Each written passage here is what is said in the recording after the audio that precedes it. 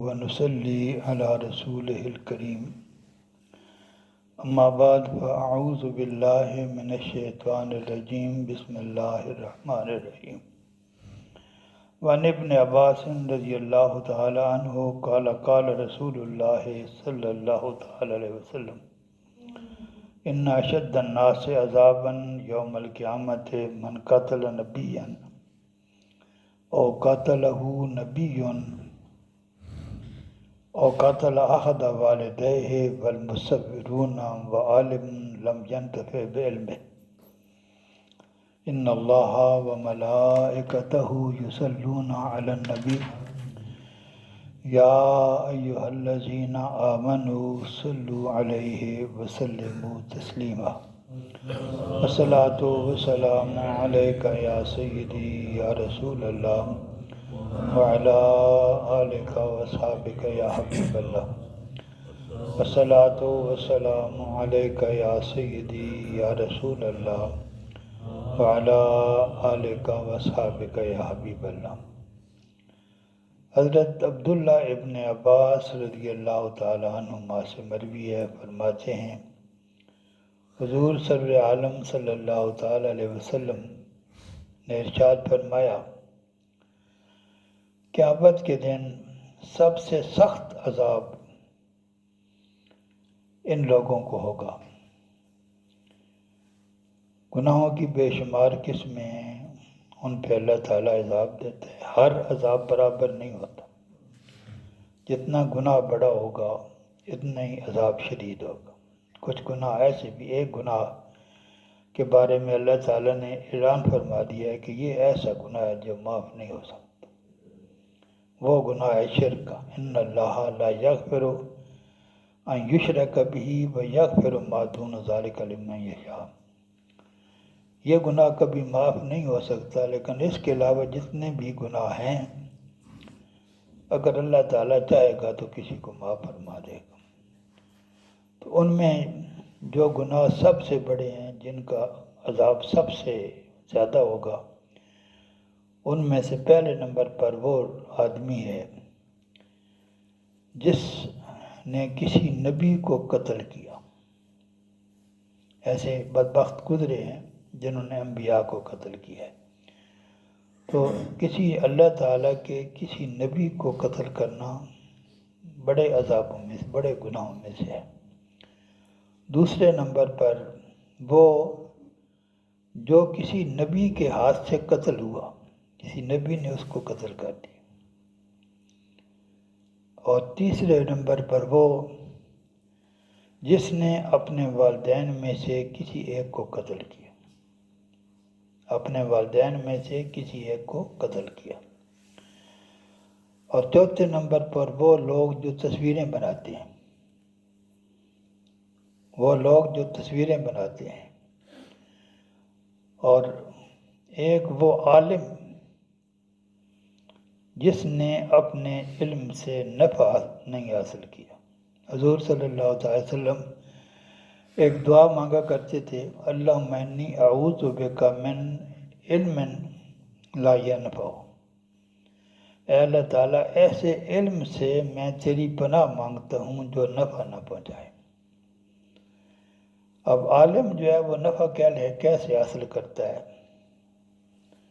کئی لوگ سمجھتے ہیں کہ ہم نے علم سے نفع حاصل کیا ہے، لیکن وہ نفع ہوتا نہیں۔ کچھ لوگ اپنے علم کی مدد سے لوگوں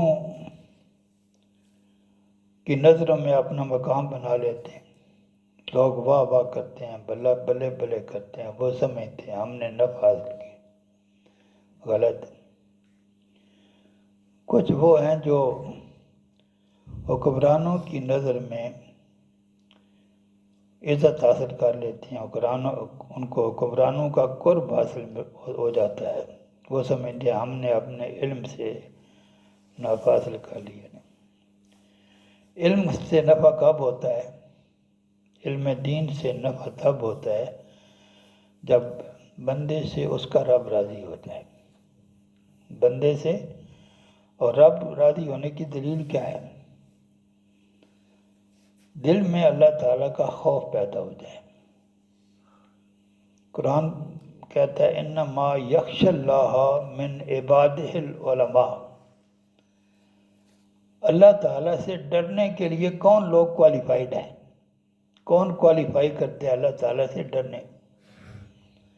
وہ لوگ اللہ تبارک و تعالیٰ سے ڈرنے کی کوالیفیکیشن رکھتے ہیں جن کے پاس علم ہے۔ تو علم ہے اور اللہ تعالیٰ کا خوف نہیں ہے تو مطلب یہ ہے کہ آپ نے علم سے نفع حاصل نہیں کیا۔ اللہ تعالیٰ کی محبت بھی دل میں ہو اور اللہ تبارک و تعالیٰ کا خوف بھی دل میں ہو تو اس کا مطلب یہ ہے کہ آپ نے اپنے علم سے نفع حاصل کیا۔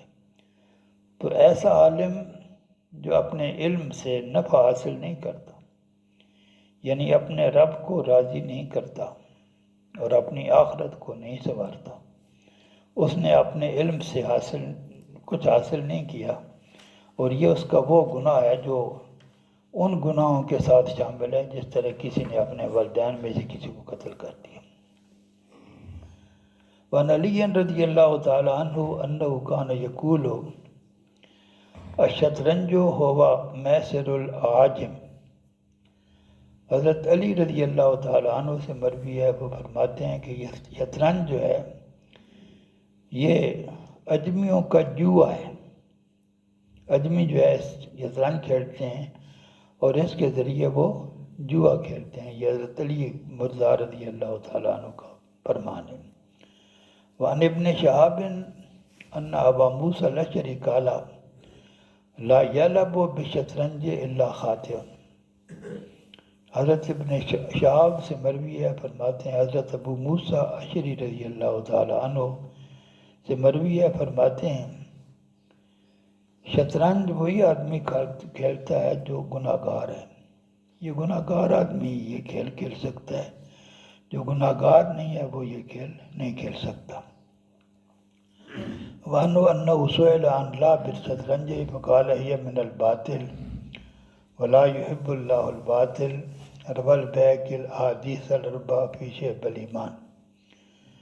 یہ بھی حضرت ابو موسیٰ اشعری رضی اللہ تعالیٰ عنہ کے سے مروی ہے کہ ان سے پوچھا گیا شطرنج کھیلنے کے بارے میں، تو انہوں نے فرمایا یہ باطل کام ہے، غلط کام کو باطل کام کہتے ہیں، اور اللہ تعالیٰ باطل کو پسند نہیں کرتا۔ یہ باطل ہے اور اللہ تعالیٰ باطل کو پسند نہیں کرتا، اس لیے یہ ایسی چیز ہے اس کو اللہ تبارک و تعالیٰ پسند نہیں کرتا۔ یہ جو 4 حدیثیں گزری ہیں جن کا حوالہ نہیں دیا گیا، ان کو امام بہقی نے شعب الایمان میں روایت کیا ہے۔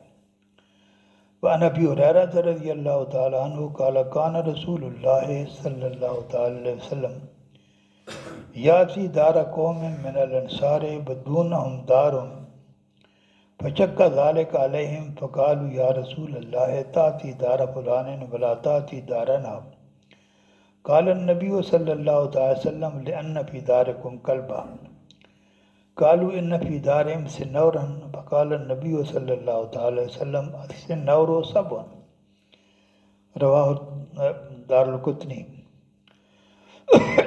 حضرت ابو ہریرہ رضی اللہ تعالی عنہ سے مروی ہے، فرماتے ہیں حضور سر عالم صلی اللہ تعالی وسلم انصاریوں میں سے ایک کے گھر میں تشریف لے جاتے تھے۔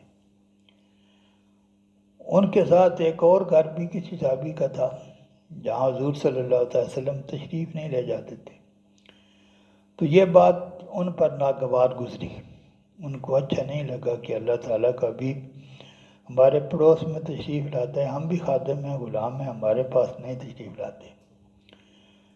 تو انہوں نے عرض کیا یا رسول اللہ آپ ان لوگوں کے پاس آتے ہیں لیکن ہمارے گھر تشریف نہیں لاتے۔ تو حضور صلی اللہ علیہ وسلم نے فرمایا تمہارے گھر میرے نہ آنے کا سبب یہ ہے کہ تمہارے گھر میں کتا ہے۔ تو انہوں نے عرض کیا یا رسول اللہ یہ جن لوگوں کے گھر میں آپ تشریف لاتے ہیں ان کے گھر میں بلی ہے۔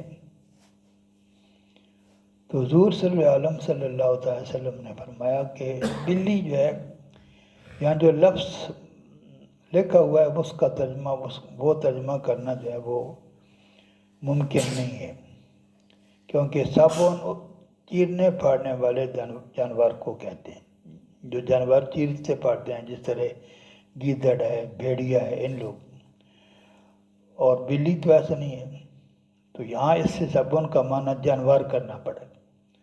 تو حضور صلی اللہ علیہ وسلم نے فرمایا بلی عام جانور ہے، اس میں وہ خامیاں نہیں ہیں جو کتے میں.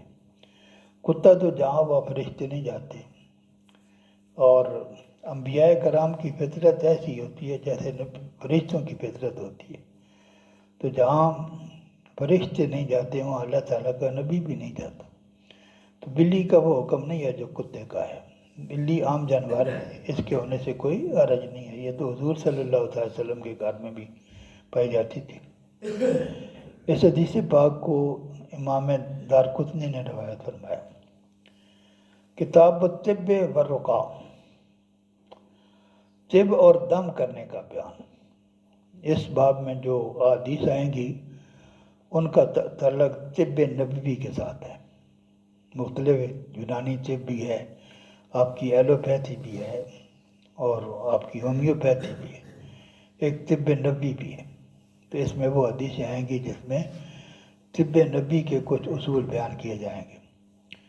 عن ابی ہریرہ رضی اللہ تعالی عنہ قال قال رسول اللہ صلی اللہ تعالی علیہ وسلم ما انزل اللہ داء الا انزل له شفاء، رواہ البخاری. حضرت ابو ہریرہ رضی اللہ تعالی عنہ سے مروی ہے، فرماتے ہیں حضور سر عالم صلی اللہ تعالی علیہ وسلم نے ارشاد فرمایا، اللہ تعالیٰ نے جو بھی بیماری نازل فرمائی ہے، اللہ تعالیٰ نے جو بھی بیماری نازل فرمائی ہے اس کے ساتھ اس کا علاج بھی نازل فرمایا. یہ ہمیں جو ڈاکٹر صاحبان بتاتے ہیں لاکھوں روپے کی فیسیں لینے کے بعد بھی یہ مرض لا علاج ہے. یہ نہیں کہتے کہ ہم اس کا علاج نہیں تلاش کر سکتے. تو آسان بات تو یہ ہے نا، کسی فنکار کے پاس کوئی آدمی جائے جس کے پاس کوئی ہے، تو اگر وہ اس کا علاج نہیں بتا سکتا تو یہ جواب ہو سکتا ہے نا، میں اس کا علاج تلاش نہیں کر سکتا. وہ کہتے ہیں علاج ہے ہی نہیں، یہ لا علاج مرض ہے. کوئی مرض لا علاج نہیں ہے، کوئی مرض لا علاج نہیں ہے، کیونکہ اللہ تبارک و تعالیٰ کا رسول فرما رہا ہے جو بیماری بھی اوپر سے نازل ہوئی ہے، شفا بھی اوپر سے نازل ہوئی ہے.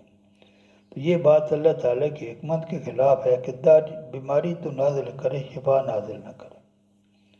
تو اللہ تعالیٰ نے، حضور صلی اللہ علیہ وسلم نے اعلان فرما دیا کہ اللہ تعالیٰ نے جو بھی بیماری نازل فرمائی، جو بھی بیماری نازل فرمائی اس کے ساتھ اس کا علاج بھی، شفا بھی نازل فرمایا. اس حدیث پاک جو ہے یہ بخاری شریف کی حدیث ہے. وآخر دعوانا ان الحمدللہ رب العالمین.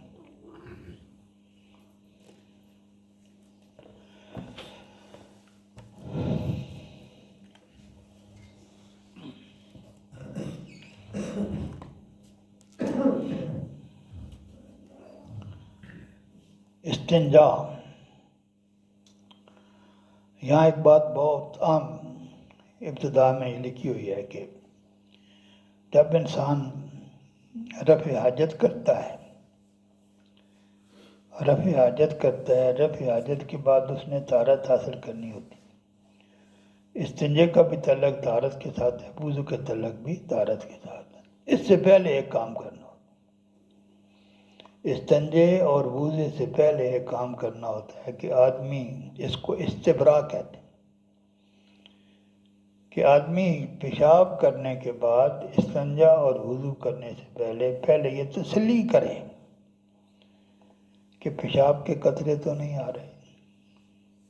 لوگ کو 5 منٹ بھی نہیں لگاتے، پیشاب بھی اس میں ہو جاتا ہے اور وضو بھی ہو جاتا ہے. میری سمجھ میں یہ بات نہیں آتی. سب سے پہلے جو آپ نے کام کرنا ہے، خاص کر جو آدمی بوڑھا ہو جاتا ہے اس کو تو کوئی نہ کوئی عارضہ ہوتا ہی ہے، پیشاب کے بعد قطرے بھی آتے ہیں،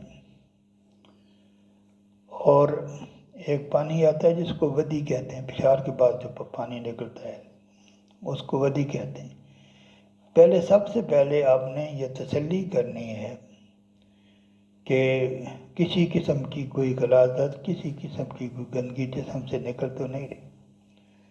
اس کے لیے آپ نے اپنے تجربے کو بھی، ہر آدمی کو اپنی عادت کا اندازہ ہوتا ہے۔ بعض اوقات یہ ممکن ہے کہ آپ سمجھیں کہ قطرے رک گئے ہیں، لیکن آپ کو کھانسی آ جائے تو قطرے آنا شروع ہو جائیں۔ یہ بھی ممکن ہے کہ آپ تھوڑا پیدل چلیں تو آنا شروع ہو جائے۔ یہ بھی ممکن ہے کہ آپ لیٹیں تو قطرے آنے شروع ہو جائیں۔ اس قسم کی تمام چیزوں کو سامنے رکھ کے سب سے پہلے اس کو استبراء کہتے ہیں۔ اور استبراء اگر آپ نے نہیں کیا، استنجا کریں گے، وضو کریں گے، طہارت نہیں ہوگی۔ یہ تو کوئی پڑھاتے ہی نہیں۔ تو سب سے پہلے آپ نے یہ کام کرنا ہے۔ یہ آگے کلیئر لکھا ہوا ہے کہ جب تک آپ کو یہ یقین نہیں ہو جائے کہ پیشاب کے قطرے جو ہیں انہوں نے آنا بند کر دیا ہے، اس سے پہلے آپ کو طہارت کے اصول کے لیے کچھ کرنا شروع کرنے کی اجازت ہی نہیں ہے۔ پہلے وہ کام کریں گے، اس کے بعد یہ کام آپ کریں گے۔ اور استنجا جو ہے یہ سنت ہے۔ اس کے لیے 3 شرطیں ہیں۔ آپ پیشاب پخانہ جو ہے وہ کرتے ہیں، پیشاب اور پخانے کا جو راستہ ہے، اگر پیشاب اور پانا اس کے اندر ہی رہتا ہے، باہر جسم کی باقی دائیں بائیں کو جو ہے وہ متاثر نہیں کرتا، تو اس کو زائل کرنا یہ سنت ہے۔ اپنے راستے کے اندر ہی رہا، باہر نہیں گیا، تو اس کو زائل کرنا جو ہے یہ سنت ہے۔ بعض اوقات ایسے ہوتا ہے کہ پیشاب بھی جو ہے وہ اپنے راستے سے ادھر ادھر جو جیسا ہے اس کو کرتے ہیں، پخانا بھی ایسے کر لیتے ہیں۔ اگر اپنے وہ راستے سے باہر نکلتا ہے لیکن درہم سے کم ہے، اس کو پانی سے زائل کرنا واجب ہے۔ پانی سے زائل کرنا واجب۔ اور اگر درہم سے بھی زیادہ ہو جائے، درہم چوانی جتنا ہوتا ہے، اس سے زیادہ ہو جائے تو اس کا دھونا جو ہے وہ فرض ہے، دھونا اس کا فرض ہے۔